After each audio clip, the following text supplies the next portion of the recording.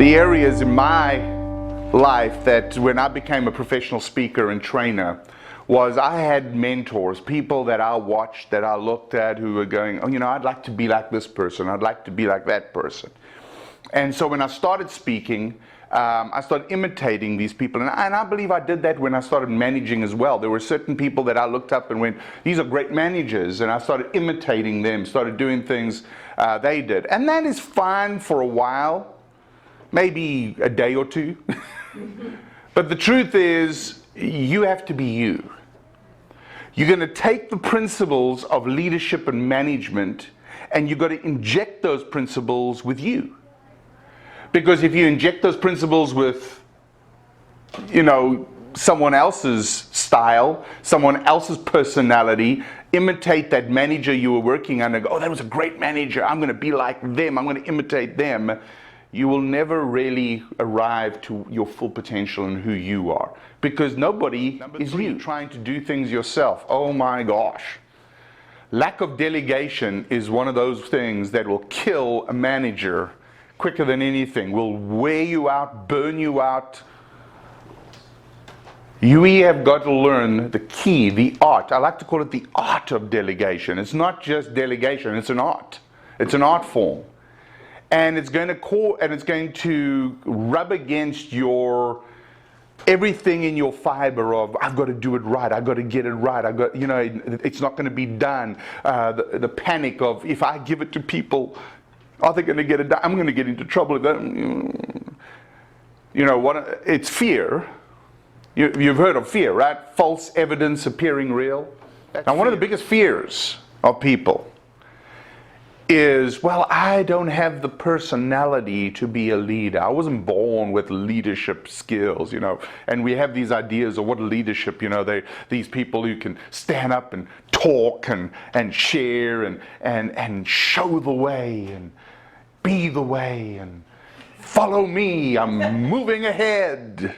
Those are those great leaders, but I'm quiet, I'm introvert, right? I'm not born with that. But I got news for you, maybe good news. There's no such thing as a natural born leader. I've scoured birth announcements.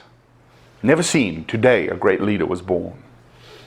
Have you seen it? Have you seen anybody, you know, today 6 pounds, 7 ounce baby boy was born or baby girl was born, this great leader of the future?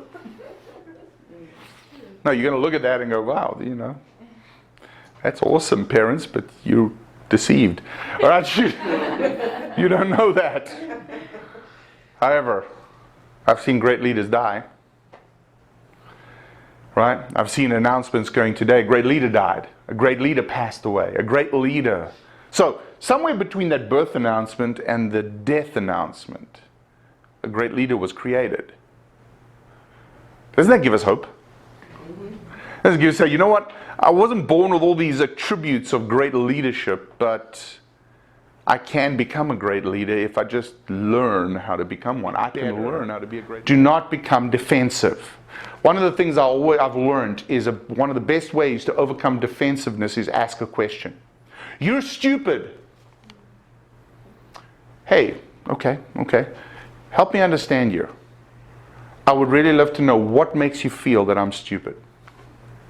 What are the things I've done?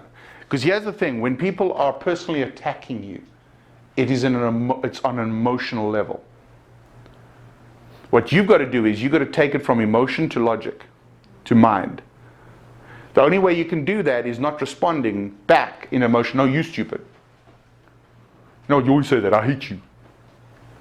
And get your emotions. Emotions have no thought in them. There is no logic in emotions. Emotions are fickle. They'll make you do things that afterwards you walk around and go, oh, I regret I said that, I didn't. We've all experienced that. When your emotions are involved, your brain stops thinking. Right? So we want to get back to that level. So if somebody is personally attacking you in feedback, move it to that level. You'll be surprised how many times when you ask that, they go, they don't know what to say because they weren't expecting it to move from emotion to logic. So a good way, if somebody personally attacks you in any way, breathe, and ask. Managing emotions under pressure. How do you manage your emotions under pressure? And the other one was dealing with difficult people. I don't know if any of you got some difficult people in your life. Some of them are going to be coming for Christmas dinner. And, they're going to be walking in to your home in a few weeks' time, and you're going to be going, oh, Brad, family, I love family, right? They're awesome.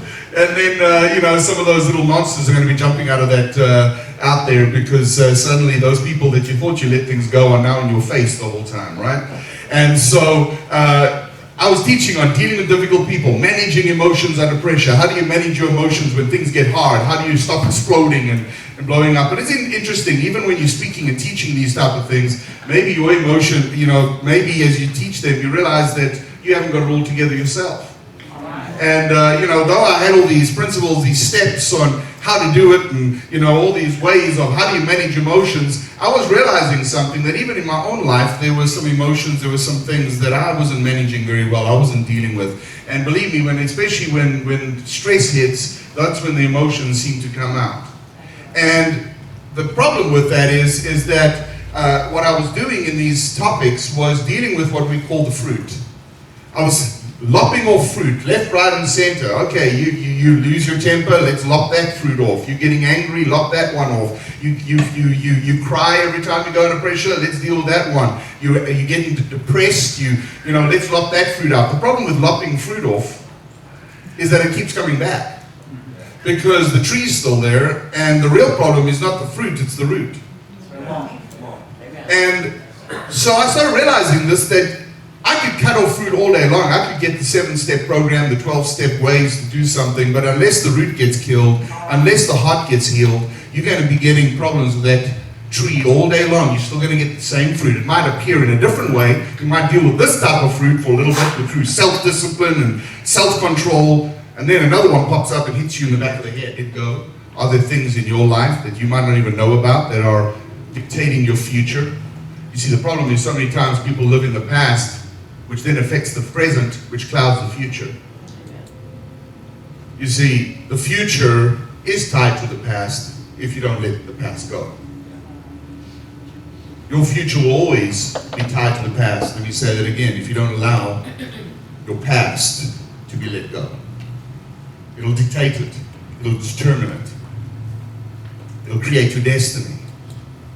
And there are too many people out there that are divorced 25 times, have no relationship with their kids, don't, all these things. And then you just dig a little bit deep in their past and you realize they never let it go. And then you find that their parents never let it go. And then you find their parents never let it go. Have you ever heard of the Matfield, the Matfields and the McCoys? Hatfields. I knew there was something like that. Some cowboys that didn't let it go. They made a movie about it. Right? And we laugh at that. But I wonder how many of us have got areas in our life that we pass into our kids. That our kids will eventually pass to their kids if we don't let. Has anyone been to a circus? Anyone remember those guys at the circus? They've got those poles, and then the guy will put this stick, and then he'll take a plate and you put it on, and you'll start spinning that plate, and then the next one will spin the plate, and then he'll have and soon he's got 50 plates going. Have you guys seen that? I think they were on America's Got Talent and those things. You've seen those guys. And the plates are just going all over the place. Sometimes I feel like that. I feel like my whole life is just spinning plates.